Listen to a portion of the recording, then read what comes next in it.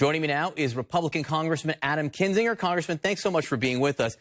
This is the release from the Platform Committee of the Republican National Convention. They say the 2020 Republican National Convention will adjourn without adopting a new platform until the 2024 Republican National Convention. The Republican Party has and will continue enthusiastically support the president's America First agenda. This basically is just saying we're all in for Trump. This is just a Trump thing. How do you feel about that? So I mean, I had no idea that was coming, right? If it's because of the nature of the pandemic and being apart from each other, fine. But yeah, it's a little weird because if you think about it, I couldn't imagine 4 years ago or 8 years ago doing this without, some in the party screaming that this is what would they say, like an establishment, trying to take control or whatever. But, look, I mean, honestly, the platform in the long run, it's just it is what it is. So I don't think it's a huge deal, but it's definitely strange. And it'd be kind of nice to have a platform this year. Right. And for a guy like you, who I know you've said you were voting for Donald Trump, you said it last night, but you also make clear you disagree with him on things and you think the party should be elsewhere. How helpful would it be to be able to say, you know what, there are other things that the party believes in than just what the president says? Yeah, this is where our party has to understand. And quite honestly, the Democrats will have to deal with this at some level, too. But especially in the Republicans is, look, guys, there's two parties in a country of 350 million. So you're going to have a variance of opinion. And if you ever want to win elections again, you have to allow that variance of opinion. And quite honestly, I think we're going to have to redefine what conservatism is and all that. So I think going forward, yeah, being able to have your own opinion and express your views on the platform is extremely important. And, again, it's not a huge deal in terms of execution. I just think it's definitely strange. And I wish it wouldn't be the case. I think we're up to 177,000 Americans killed by coronavirus. I'm just wondering, we talk about platforms, we talk about different things the president might say. Does anything really matter beyond that at this point? We're faced with 5.7 million Americans being infected by coronavirus. How does the president get beyond that at a convention, or should he even bother trying? Look, it's walking and chewing gum in terms of the politics of it, right? We have to be able to discuss that. But then you have to talk about a vision for the next 4 years, because hopefully this won't be front and center for the next 4 years. But yeah, I think continuing to chase after therapeutics as hard as we can, all the things that we need to do to mitigate this and save lives is going to be important.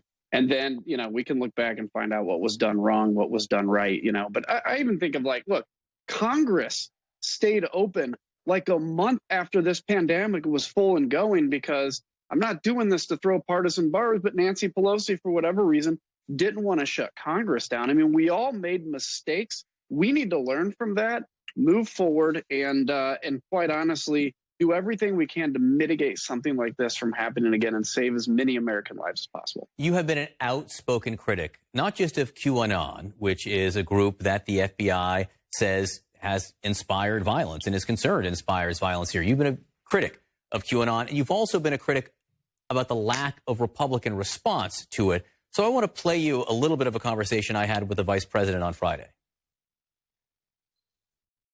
I don't know anything about that. I've heard about it. We dismiss conspiracy theories around here out of hand.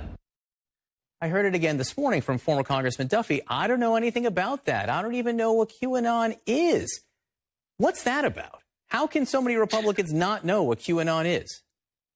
I think that was I think that was understandable a few weeks ago because, I had been studying. I'm always into the conspiracy theories. I think conspiracy theories are going to be the thing that destroys this country in the long term because it undermines faith in government.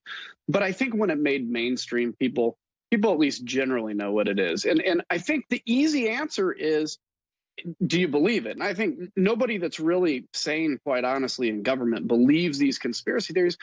So then just say they're wrong. And this is the problem is, it's essential of members of their own party to denounce conspiracy theories within their party. The Democrats can point fingers at QAnon. That's not going to change anything. We can point fingers at, things in the left, and that's not going to change anything. It has to happen within your own party. You have to fight for that, the purity of your party. And QAnon, the the insidiousness of it is everything this person or people or Russian intelligence agency has ever predicted has been wrong, okay? Right. But it's always this thing that's going to happen in the near future and keeps people hooked. But it undermines people's faith in government, because if there is an underground conspiracy of Satanist pedophiles that are running the government, your vote doesn't count. And in the long term, that will destroy a country of, for, and by the people. Is it acceptable at this point to come on TV or to go out in front of people and say, I don't even know what that is, I haven't heard about it?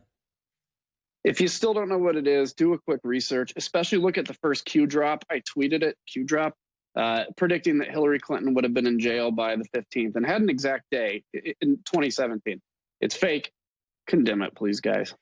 You're on the Foreign Affairs Committee in the House, and we have learned, we've looked at the convention schedule this week, and Secretary of State Mike Pompeo will be addressing the Republican National Convention from Jerusalem. The location, actually, in this case, doesn't necessarily matter, but this is something that hasn't been done. This is something that is not done. I spoke to Scott Jennings, who worked in the Bush White House, and they said Secretary of State, Secretary of Defense, national security officials, they were walled off from politics altogether. Secretaries of State don't speak at conventions. It is a norm. It may not be illegal, but it is a norm that you don't have because you want to give the sense that they're doing the nation's business, not political business. So how appropriate is it for the Secretary of State to be addressing the Republican National Convention? I don't know. I just started hearing about this yesterday. I think to the extent you break precedent, I think it's really important to kind of keep precedent in the long term.